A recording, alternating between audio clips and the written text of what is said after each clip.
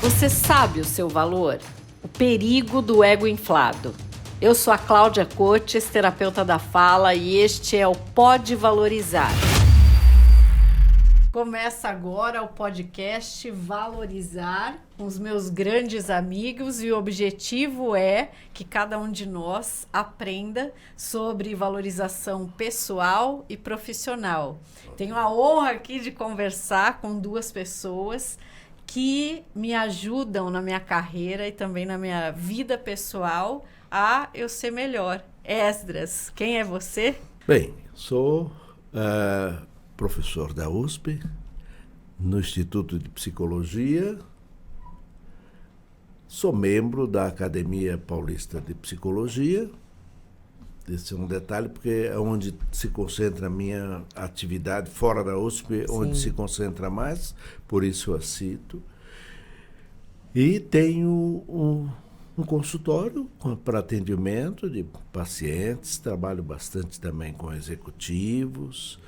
E juntos, nós três temos, de vez em quando, temos alguns trabalhos em empresas. Vocês muito mais, eu, até mesmo pela função de psicólogo, menos, mas vocês, na linha de frente da comunicação, com certeza são parâmetros muito mais fortes e eficientes para o trabalho com empresas. Bom, vamos poder também conversar e com certeza ajudar várias pessoas que estão ouvindo e assistindo. Leni, quem é você?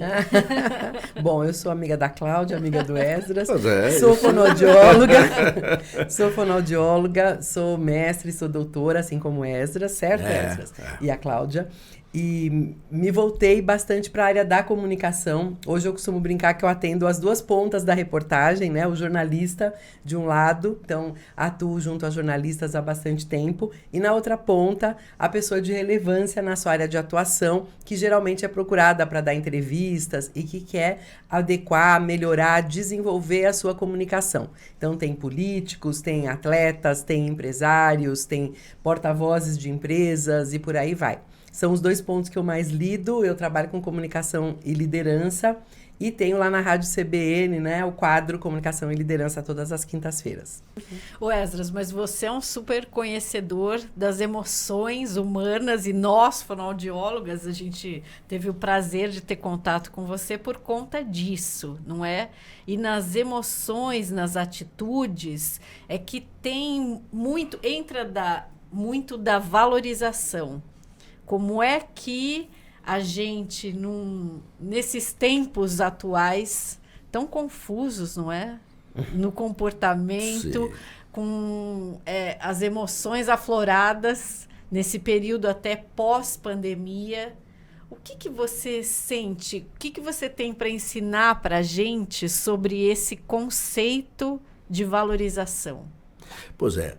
Antes disso, eu acho que ainda vale um outro adendo. É que você é um super conhecedor. Bom, não vou entrar em menor valorização do meu conhecimento. Por favor, Mas vou dizer que super conhecedor, eu não sei. Se formos olhar precisamente, a Leni, por exemplo, tem um trabalho, tem até livros publicados sobre emoções, não é?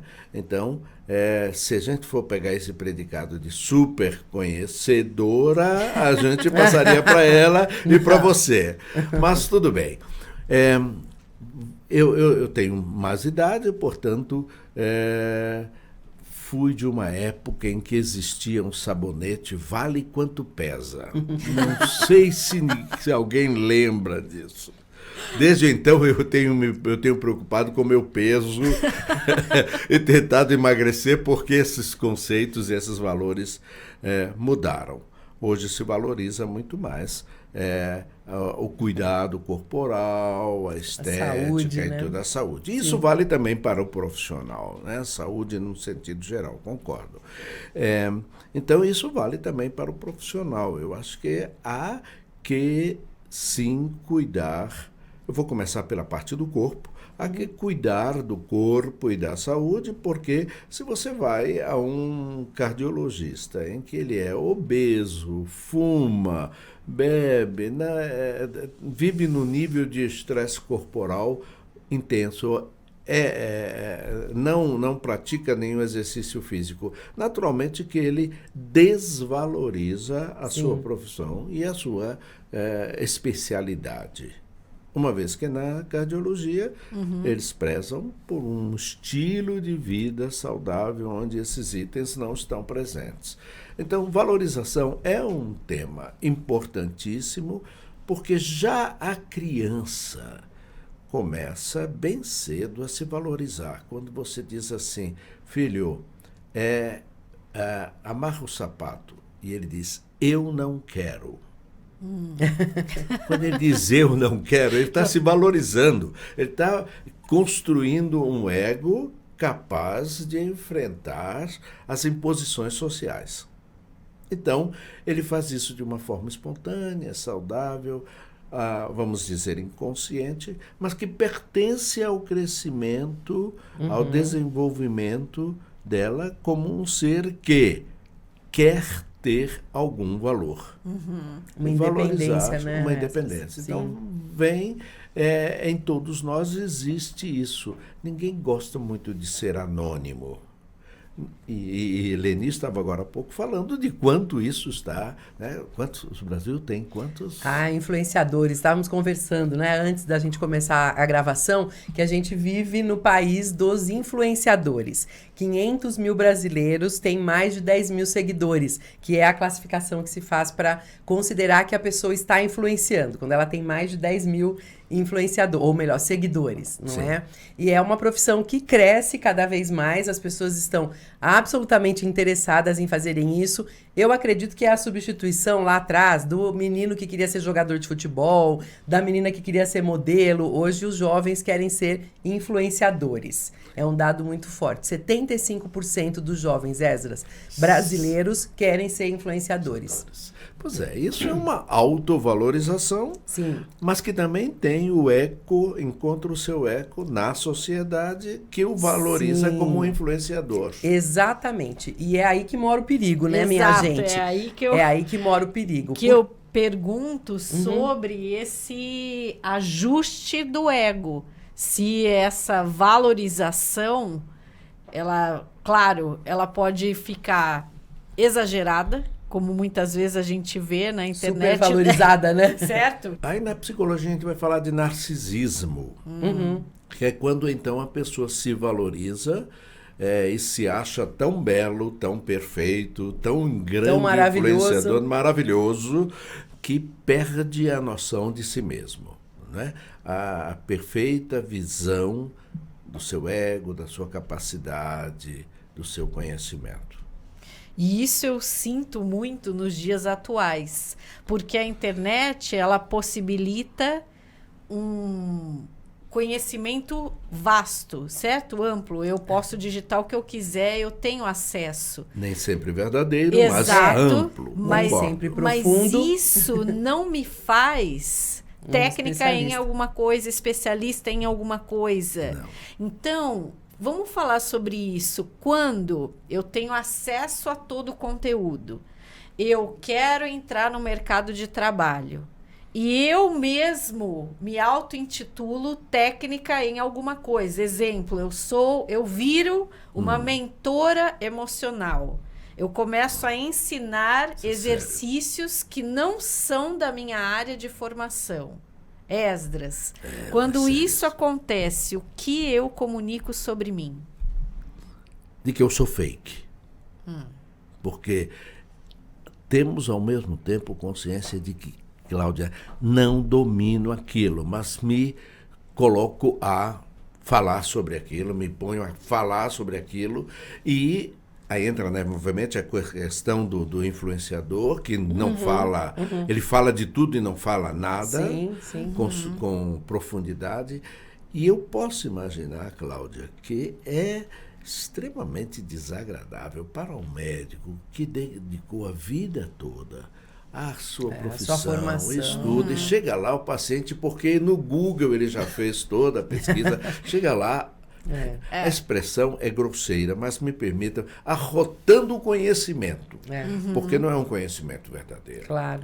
Ele tem não lá... Não foi construído, né? Não foi construído. Isso deprime muito e afeta a comunicação médico-paciente, né? Por conta dessa supervalorização. Gente, nós estamos vivendo um momento interessante, né? Porque quando eu fui fazer o levantamento disso, o que me chamou a atenção? Antigamente, o influenciador era a pessoa de muito destaque na sua área de atuação.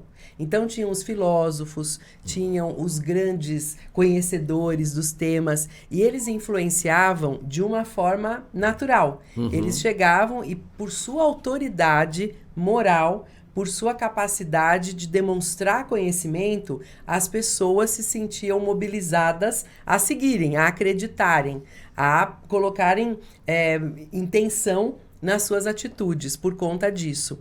E hoje, com a internet, isso se modificou muito. Eu cheguei a uma frase do Umberto Eco, o italiano, né, autor lá do Nome da Rosa, que me chamou muito a atenção, que ele falou que a internet criou um bando de cretinos virtuais. E que aquelas coisas que antes eram ditas numa mesa de bar, depois de tomar várias taças de vinho, hoje, e que ficava restrita, né, aquele grupinho, hoje é algo que é disseminado muito rapidamente. Então, a gente tem que considerar o grande poder de penetração que a internet tem. Hoje, qualquer pessoa é linkada na internet, qualquer pessoa tem acesso e, por conta disso, muitas vezes ela ouve histórias, informações que não são verdadeiras. A gente sabe super das fake news.